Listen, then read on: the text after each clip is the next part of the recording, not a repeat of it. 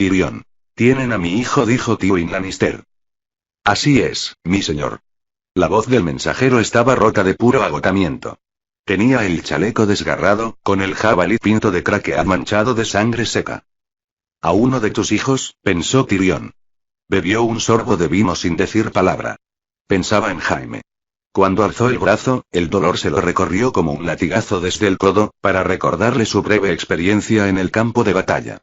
Quería a su hermano, pero no habría querido estar con él en el bosque susurrante ni por todo el oro de Roca Casterly. Los capitanes y vasallos de su señor padre se habían quedado en silencio mientras el mensajero relataba los hechos. Solo se oía el crujir y sisear de los leños en la chimenea, al final de la larga sala común. Tras las privaciones del largo viaje hacia el sur, la perspectiva de dormir de nuevo en una posada, aunque fuera una noche, había animado a Tyrion. De todos modos, habría preferido que fuera cualquier otra posada, y no aquella, tan llena de recuerdos. Su padre había impuesto un ritmo muy penoso, que había terminado por cobrarse su precio. Los hombres heridos en la batalla mantenían el paso como podían, o los abandonaban a su suerte. Cada mañana quedaban unos cuantos más al borde del camino, eran hombres que se acostaron por la noche y no despertaron al amanecer. Cada tarde se derrumbaban unos cuantos más durante la marcha. Y cada noche desertaban unos cuantos, amparados por la oscuridad. En más de una ocasión a Tyrion le había tentado la idea de irse con ellos. Se encontraba en el piso de arriba, disfrutando de la comodidad de un lecho de plumas y del calor del cuerpo de Shae junto al suyo, cuando su escudero lo despertó para decirle que acababa de llegar un jinete desde Aguas Dulces, portador de malas noticias. Así que todo había sido en vano. La carrera hacia el sur, las marchas forzadas, los cuerpos abandonados junto al camino, todo para nada. Robb Stark había llegado a Aguas Dulces muchos días antes. ¿Cómo ha podido suceder esto?, gemía Ser Aris Swift. ¿Cómo? Pese a lo del bosque susurrante, Aguas Dulces estaba rodeado por todo un ejército. ¿Qué clase de locura inspiró a Ser Jaime para dividir a sus hombres entre 3 campamentos? ¿No sabía que eso los haría vulnerables? Mejor que tú, cobarde sin barbilla, pensó Tyrion. Aunque Jaime hubiera perdido Aguas Dulces, no soportaba que lo criticara alguien como Swift, un laméculos desvergonzado cuyo mayor logro había sido casar con Ser Kevan a su hija, tan carente de barbilla como él, y así emparentar con los Lannister. Yo habría hecho lo mismo, replicó su tío, en tono mucho más sereno del que hubiera utilizado Tyrion. Nunca habéis visto Aguas Dulces, Ser Aris, de lo contrario sabríais que Jaime no tenía otra opción. El castillo está situado al final de la punta de tierra en la que el Piedra Caída fluye hacia el Forca Roja del Tridente. Los ríos forman 2 lados de un triángulo y, cuando hay algún peligro, los Tully abren las esclusas corriente arriba y crean un foso ancho en el tercer lado, con lo que Aguas Dulces se convierte en una isla. Los muros se alzan directamente en el agua, y desde las torres los defensores dominan el panorama en muchas leguas a la redonda. Para realizar un asedio es imprescindible situar un campamento al norte del Piedra Caída, otro al sur del Forca Roja, y un tercero entre los ríos, al oeste del foso. No hay otra manera. Lo que dice Ser Kevan es cierto, mis señores, dijo el mensajero. Habíamos alzado empalizadas de estacas afiladas en torno a los campamentos, pero no sirvieron de nada, no hubo ningún aviso previo, y estábamos separados por los ríos. Atacaron primero el campamento norte. No lo esperábamos. Mark Piper había tendido emboscadas a nuestros carromatos de suministros, pero no tenía más allá de 50 hombres. Ser Jaime había salido la noche anterior para enfrentarse a ellos, bueno, eso pensábamos, pero en realidad no era el grueso de su ejército. Nos habían dicho que Stark estaba al este del Forca Verde, y que marchaba hacia el sur. ¿Y los oteadores? El rostro de Ser Gregor Clegane parecía tallado en roca. El fuego de la chimenea le daba a la piel un tono naranja, y le dibujaba grandes sombras en las órbitas de los ojos. ¿No vieron nada? ¿No os advirtieron? Casi todos habían desaparecido, contestó el mensajero manchado de sangre sacudiendo la cabeza. Creemos que fue obra de Mark Piper. Y los que volvieron no habían visto nada. El hombre que no ve nada no necesita ojos, declaró la montaña. Sacádselos y entregadlos al próximo oteador. Decidle que suponéis que 4 ojos verán más que 2, y, de lo contrario, el hombre que lo suceda tendrá 6. Lord Tywin Lannister volvió el rostro para mirar a Ser Gregor. Tyrion vio un destello de oro que la luz arrancó de las pupilas de su padre, pero no habría sabido decir si era una mirada de aprobación o de repugnancia. Lord Tywin guardaba silencio a menudo durante el consejo, prefería escuchar antes de hablar, costumbre que Tyrion imitaba siempre que podía. Pero aquel silencio era extraño hasta para él, y no había probado el vino. «Has dicho que atacaron de noche», intervino Ser Kevan. El hombre asintió, cansado. El pez negro iba al mando de la vanguardia, eliminó a los centinelas y derribó las empalizadas para abrir camino al ataque principal. Cuando los nuestros comprendieron qué pasaba, los jinetes llegaban ya por las orillas del río y entraban al galope en el campamento con espadas y antorchas en las manos. Yo estaba durmiendo en el campamento oeste, entre los ríos. Al oír el fragor de la batalla y ver las tiendas incendiadas, Lord Brax nos ordenó ir a las balsas y cruzar impulsándonos con las pértigas, pero la corriente río abajo era fuerte, y los Tully empezaron a lanzarnos rocas con las catapultas de las murallas. Destrozaron una de las balsas, e hicieron volcar otras 3. La corriente se llevó a muchos hombres, casi todos murieron ahogados, y los que consiguieron llegar a la orilla se encontraron a los Stark esperándolos. Mi señor padre, Ser Flement Brax, que vestía un tabardo color plata y púrpura, lo miraba como sin comprender lo que oía. Lo siento mucho, mi señor, dijo el mensajero. Lord Brax llevaba la armadura puesta cuando su balsa volcó. Fue muy valiente. Fue muy idiota, pensó Tyrion, mientras hacía girar la copa y contemplaba el vino. Cruzar un río de noche, en una balsa rudimentaria, con la armadura puesta, mientras el enemigo espera en la otra orilla, si aquello era valor, prefería 1000 veces la cobardía. Se preguntó si Lord Brax se habría sentido especialmente valiente mientras el peso del acero lo hundía en las aguas negras. También barrieron el campamento situado entre los ríos, decía el mensajero. Mientras intentábamos cruzar, llegaron por el oeste más hombres de los Stark, 2 columnas de jinetes con armaduras. Vi el gigante con cadenas de Lord Umber y el águila de Magister, pero el que iba a la cabeza era el chico, y un lobo monstruoso corría a su lado. Yo no lo vi, pero me contaron que esa fiera mató a 4 hombres y despedazó a una docena de caballos. Nuestros lanceros formaron una muralla de escudos y resistieron la primera carga, pero entonces los Tully abrieron las puertas de aguas dulces, y Titos Blackwood salió con un grupo por el puente levadizo, y los atacó por la retaguardia. Por todos los dioses, maldijo Lord Lethir. Gran Jon Umber prendió fuego a las torres de asalto que estábamos construyendo. Lord Blackwood encontró a los cautivos, entre ellos a Ser Edmure Tully, y escapó con todos. Nuestro campamento sur estaba bajo el mando de Ser Forley Prester. Cuando vio que habíamos perdido los otros 2 campamentos, inició la retirada con 2000 lanceros y otros tantos arqueros, pero el mercenario de Tyrosh que iba al mando de los jinetes libres tiró sus estandartes y se pasó al enemigo. Maldito sea ese hombre. Su tío Kevan parecía más airado que sorprendido. Le advertí a Jaime que no confiara en él. El guerrero que lucha por dinero solo es leal a su bolsillo. Lord Tywin apoyó la barbilla en las manos entrelazadas. Los ojos era lo único que movía mientras escuchaba. Las espesas patillas doradas enmarcaban un rostro tan inexpresivo que parecía una máscara, pero Tyrion advirtió que la cabeza afeitada de su padre estaba perlada de sudor. ¿Cómo ha podido suceder esto? Aulló de nuevo Ser Aris Swift. Ser Jaime prisionero, el asedio fracasado, es una catástrofe. Todos os estamos muy agradecidos por señalar lo evidente, Ser Aris, intervino Ser Adam Marbrand. Ahora la pregunta es, ¿qué vamos a hacer al respecto? ¿Qué podemos hacer? Los hombres de Ser Jaime están prisioneros, o muertos, o han huido. Los Stark y los Tully han cortado nuestras líneas de suministros. Estamos aislados del oeste. Sí. Quieren pueden atacar Roca Casterly, ¿qué se lo impide? Nos han derrotado, mis señores. Tenemos que pedir la paz. ¿La paz? Tyrion volvió a agitar el vino, pensativo. Apuró la copa de un trago y la estrelló contra el suelo, de manera que saltó en 1000 pedazos. Esta es la paz que tendremos, Ser Aris. Mi querido sobrino la hizo añicos cuando decidió adornar la fortaleza roja con la cabeza de Lord Eddard.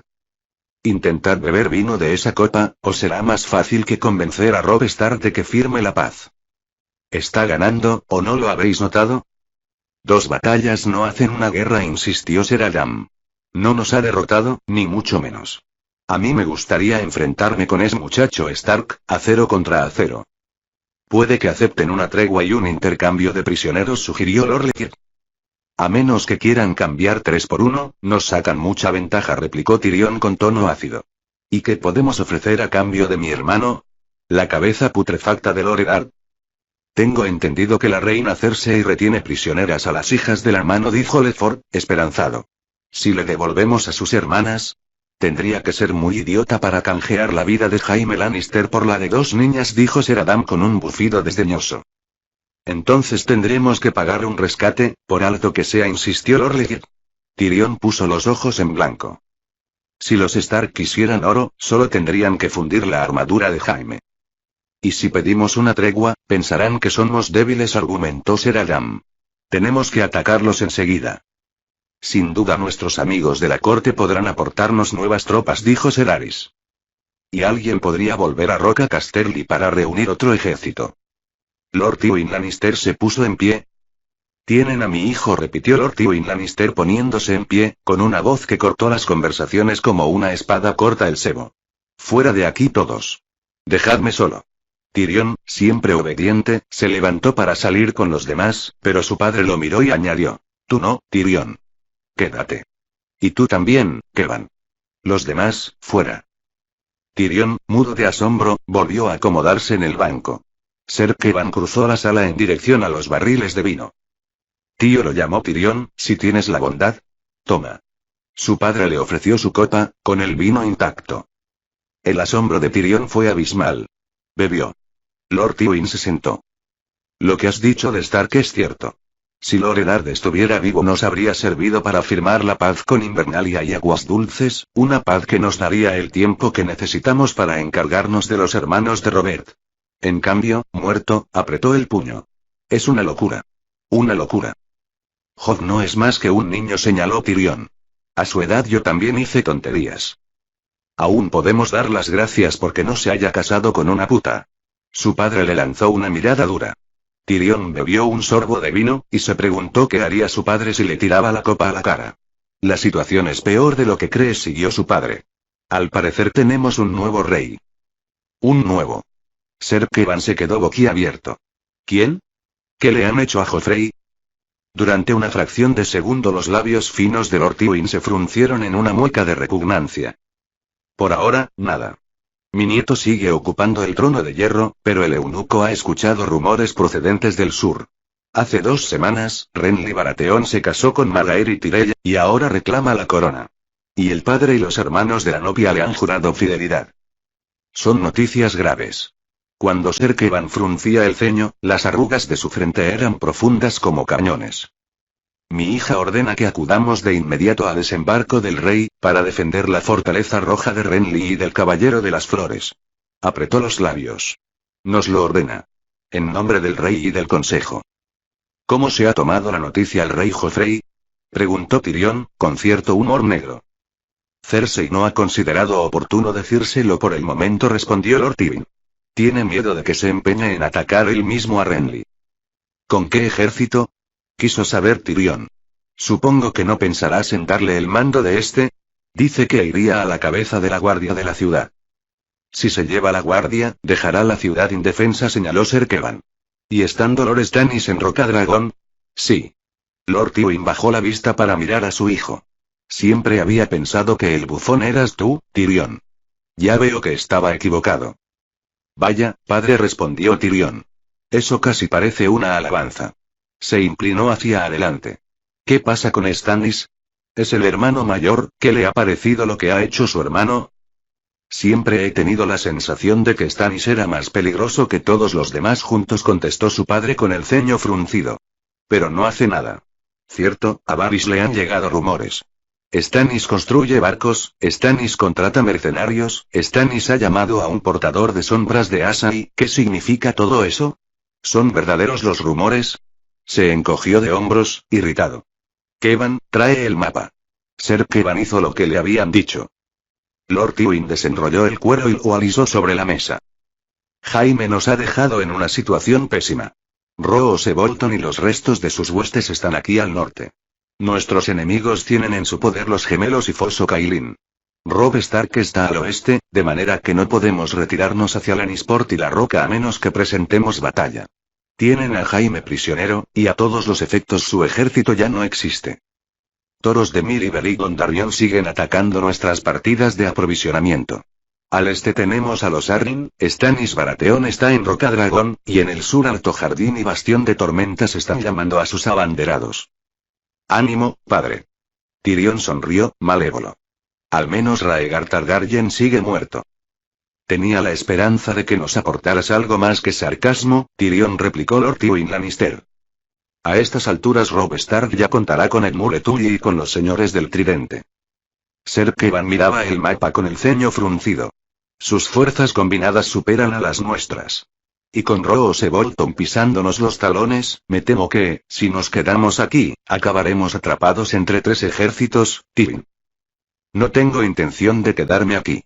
Tenemos que zanjar este asunto con el joven Lord Stark antes de que Lord Renly Baratheon se ponga en marcha en Alto Jardín. Bolton no me preocupa. Es hombre cauteloso, y en el Forca Verde le dimos más motivos para serlo.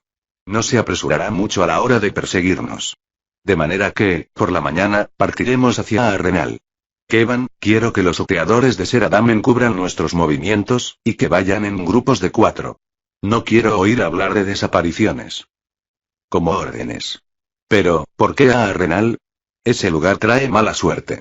Hay quien dice que está maldito. Que lo digan, replicó Lord Tywin. Suéltale la correa a Ser Gregor y que nos preceda con su canalla. Envía también por delante a Bargoad con sus jinetes libres, y a Ser Amor y Lorch. Que se lleven cada uno 300 hombres a caballo. Diles que quiero que prendan fuego a las aldeas de las orillas del río, desde el Ojo de Dioses al Forca Roja. Arderán, mi señor, respondió Ser Kevan al tiempo que se levantaba. Daré las órdenes oportunas. Hizo una reverencia, y se dirigió hacia la puerta. Cuando estuvieron a solas, Lord Tywin clavó la mirada en Tyrion. A tus salvajes les sentará bien un poco de rapiña. Diles que pueden cabalgar con Bargoad y saquear cuanto quieran, objetos, ganado, mujeres, que se queden con lo que les guste y prendan fuego al resto. Decir a Shaga y a Timet cómo deben saquear, señaló Tyrion, es como decir a un pollo cómo debe piar, pero prefiero que se queden conmigo. Los salvajes eran bárbaros e indómitos, pero suyos, y confiaba en ellos más que en cualquiera de los hombres de su padre. No pensaba perderlos así como así. En ese caso más vale que aprendas a controlarlos, no quiero que saqueen la ciudad. ¿La ciudad? Tyrion no entendía nada. ¿Qué ciudad? Desembarco del rey. Te voy a enviar a la corte. Era la última cosa que Tyrion Lannister se habría imaginado. Cogió el vino y bebió un sorbo para disponer de unos segundos y poder meditar. ¿Y qué voy a hacer allí? Gobernar, replicó su padre con tono seco. Tyrion se echó a reír a carcajadas. Seguro que mi querida hermana tiene algo que decir al respecto. Que diga lo que quiera. Hay que meter en cintura a su hijo antes de que acabe con todos nosotros. La culpa la tienen esos mequetrefes del consejo. Nuestro amigo Petyr, el venerable gran maestre, y ese cerdo capado de Lord Varys. ¿Qué consejos le dan a Joffrey, que no hace más que cometer una locura tras otra? ¿De quién fue la idea de otorgar el título de Lord a Janos Slynt? Su padre era un vulgar carnicero, y le ha entregado a Renal. A Renal, que fue asentamiento de reyes. Pero, si de mí depende, no llegará a poner el pie allí. Me han dicho que ha elegido como blasón una lanza ensangrentada. Un cuchillo de desollar ensangrentado habría sido más apropiado. Todavía no había alzado la voz, pero Tyrion veía la rabia relampagueando en los ojos dorados de su padre. ¿Y cómo se le ocurrió echar a Selmy? Cierto, estaba viejo, pero el nombre de Barristan el Bravo es una leyenda en el reino. Tenerlo a su servicio era un honor para cualquier hombre. ¿Se puede decir lo mismo del perro? A un perro se le echan huesos cuando está debajo de la mesa, no se lo sienta en el banco principal. Apuntó a Tyrion con un dedo. Si Cersei no es capaz de dominar a ese chico, tendrás que hacerlo tú. ¿Y si esos consejeros nos intentan jugar una mala pasada? Pica, suspiró Tyrion, que sabía cómo terminaba la frase. Cabezas. Murallas. Ya veo que has aprendido algo de mí.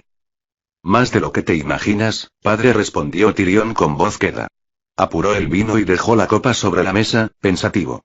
En cierto modo se sentía más complacido de lo que quería reconocer, pero otra parte de su ser recordaba demasiado bien la batalla río arriba, y se preguntaba si lo volverían a enviar a defender el flanco izquierdo. ¿Por qué yo? Preguntó, inclinando la cabeza a un lado. ¿Por qué no envías a mi tío? ¿O a Ser Adam, o a Ser Flement, o a Lord Serret? ¿Por qué no envías a un hombre más grande? Tú eres mi hijo, dijo Lord Tywin levantándose bruscamente.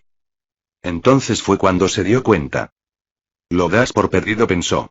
Hijo de la gran puta, ¿crees que Jaime se puede dar por muerto? Así que soy lo único que te queda. Tyrion hubiera querido abofetearlo, escupirle a la cara, sacar la daga y arrancarle el corazón para ver si estaba hecho de oro viejo y duro, como decía el pueblo llano. Pero se quedó allí, sentado, en silencio. Los fragmentos de la copa rota crujieron bajo los talones de su padre cuando Lord Tywin cruzó la estancia. Una última cosa, dijo ya junto a la puerta. No te lleves a la puta a la corte. Tyrion se quedó sentado largo rato, a solas en la sala común, después de la salida de su padre. Por último, subió por los peldaños que llevaban a su acogedora buhardilla bajo la torre del campanario. El techo era bajo, pero para un enano eso no suponía ningún problema. Desde la ventana se veía la horca que su padre había alzado en el patio. El cuerpo de la tabernera colgaba de la cuerda, y se mecía con cada ráfaga de viento nocturno. A aquellas horas tenía ya las carnes tan escasas y maltrechas como las esperanzas de los Lannister. Shae musitó algo en sueños cuando se sentó al borde del lecho de plumas, y se giró hacia él. Tyrion deslizó la mano bajo la manta, y le acarició un pecho suave. Ella abrió los ojos. Mi señor, dijo con una sonrisa adormilada. Tyrion sintió que el pezón se endurecía, y la besó. ¿Sabes, pequeña? Voy a llevarte a la corte, a desembarco del rey.